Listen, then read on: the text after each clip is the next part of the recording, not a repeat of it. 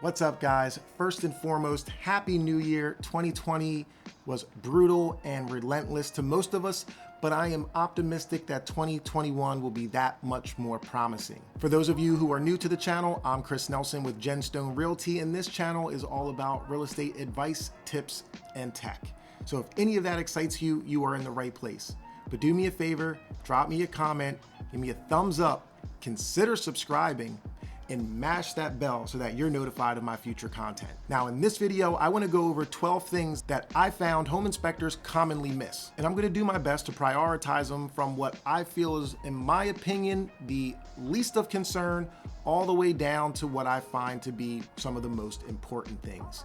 So do your best to stick around to the very end because, well, that's really where the meat and potatoes of this video is at. Or if you're one of those people who just wants to fast forward, well, have at it, but I would appreciate you taking the time to digest all 12. Coming in at number 12 is lead-based paint. Now, lead-based paint is something that you won't find in many newer homes. As a matter of fact, if your home was built after 1978, here in Pennsylvania, we don't even suggest that you do a lead-based paint inspection. However, if the home was built before 1978, then we do suggest that you have some type of lead inspection, or at least have your home inspector point out areas where there could be potential hazardous lead-based paint. But lead-based paint is one of the things that home inspectors commonly overlook in their home inspection. Coming in at number 11 is pest. And I'm not talking about wood-destroying insects such as termites or powder post beetles, and I'm not talking about mice because, well, you can just follow their droppings and find them. The type of pest that I'm referring to, especially here in the Rust Belt areas or areas where you get inclement weather, I'm talking about pests such as groundhogs or rodents that might actually be hibernating during the colder months. Or if there is snow covering the ground, well, I don't expect for them to find it, but these are things that are commonly overlooked simply because of the potential time of year. So number 11 is pest. Coming in at number 10 is asbestos. Now, asbestos throughout the home can be found in a couple different forms, but a majority of times they were used to either wrap heating pipes in your home, or maybe they were used as some sort of insulation in your attic, basement, or maybe it was even asbestos tiles that were used in a lot of laundry rooms and basement surfaces years ago. Now, to give some home inspectors some credit, they can only inspect areas of the home that they can visibly see.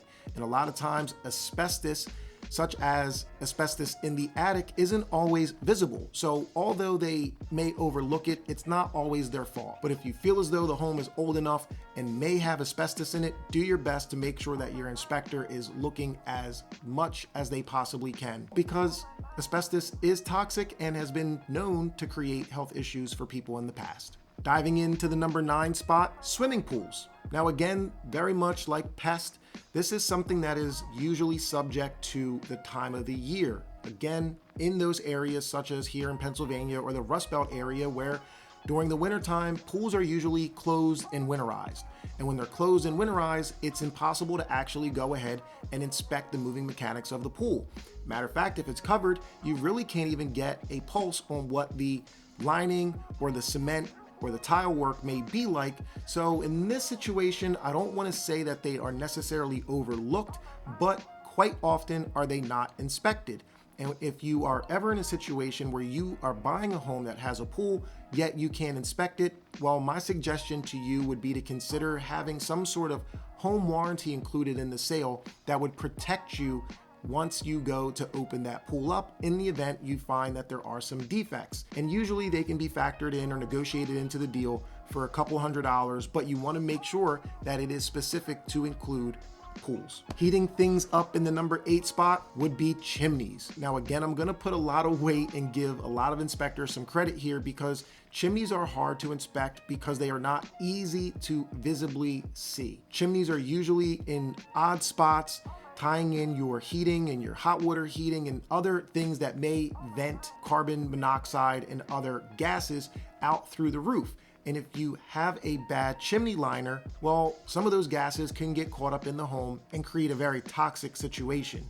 So make sure that your inspector is well-rounded enough in advance before they do the inspection, where you know or have some peace of mind that they will thoroughly inspect the chimney. Some inspectors even have cameras and other things that they can use to inspect the quality or the condition of the liner, but chimneys are definitely something that are either poorly inspected or often looked over. Coming in at number 7 happens to be grading. And I'm not talking about a report card style grading. I'm talking about the soil that is either graded towards or away from the home.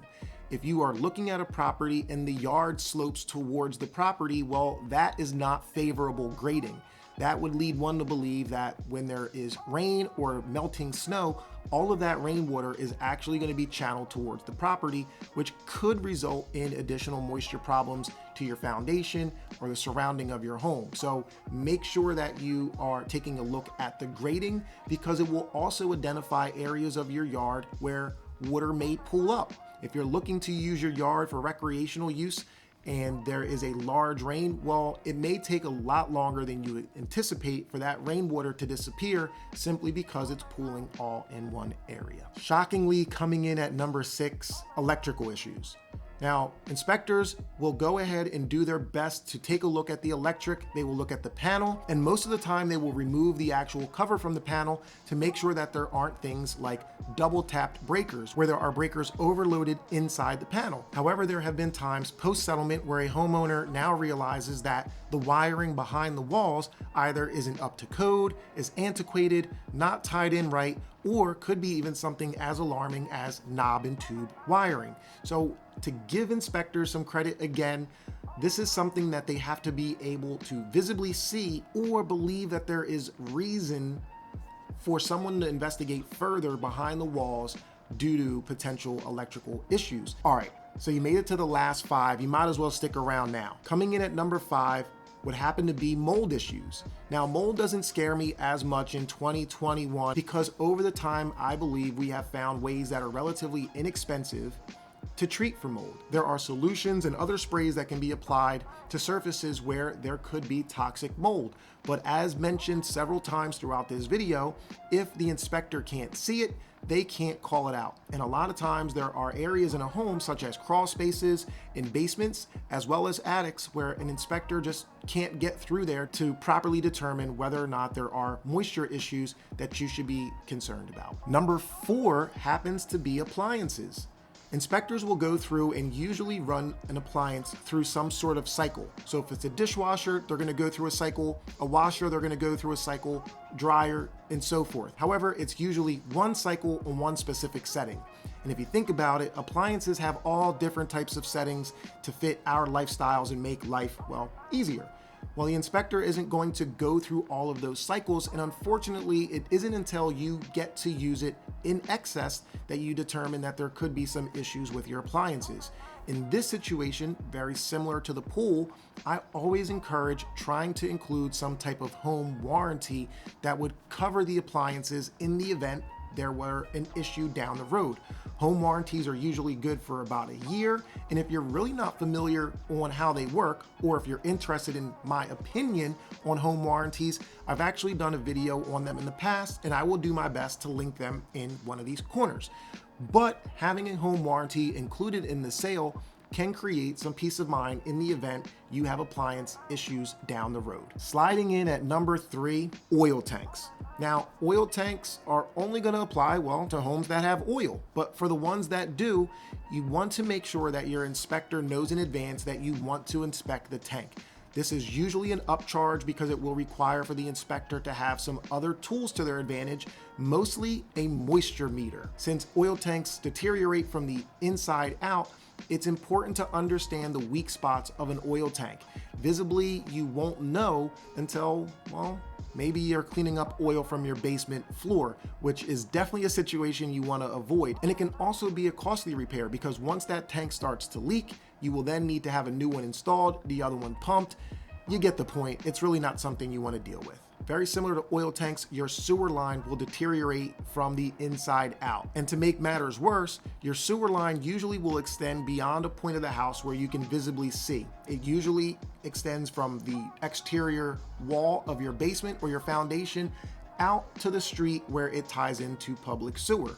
And in these situations, it's near impossible to get your eyes on that sewer line. So if you are buying a home that has a cast iron sewer line where you believe it could be towards the end of its life, I highly suggest hiring an inspector who can do a camera scope of that sewer line. They can let you know whether or not there are any issues such as blockage, buildups, or maybe even some breaks that they visibly see. Because once that sewer line collapses, well, it's a pretty messy situation and it is expensive, resulting in a lot of times having to remove the sidewalk and or part of your grass so that the sewer line can be connected to the public sewer tie-in at the street. So don't get caught with your pants down by having a faulty sewer line when you can inspect it during your home inspection. And last but not least, I had to save this one for number one because of the overall expense, and that's structural issues. A lot of structural issues will be found during your general home inspection because a lot of times it's visible. If the house is leaning over, chances are there's a structural issue. But going back to what I said previously, in the event they can't see an area such as a hidden crack on a slab because it's covered by either an engineered floor or carpeting, well, in these situations, the inspector has no rule of thumb or no reason to believe there are structural integrity issues that you should look further into. So these are things that slip under the rug. And although this one is coming in at number one, I will be transparent and say that I don't think that this is something that happens often, but it does happen. And because of the expense and the situations that it can present, such as having homes condemned, well, I definitely felt as though it should deserve the number one spot. So there you have it, folks. There are 12 things for you to keep an eye on, or maybe your inspector when you're doing a home inspection. These 12 things could save you a lot of money and a lot of hassle. So hopefully you found some value to this video. Again, my name's Chris Nelson with Genstone Realty. I hope to see you next week for another episode of Just a Tip Tuesday. With all of that being said, take care.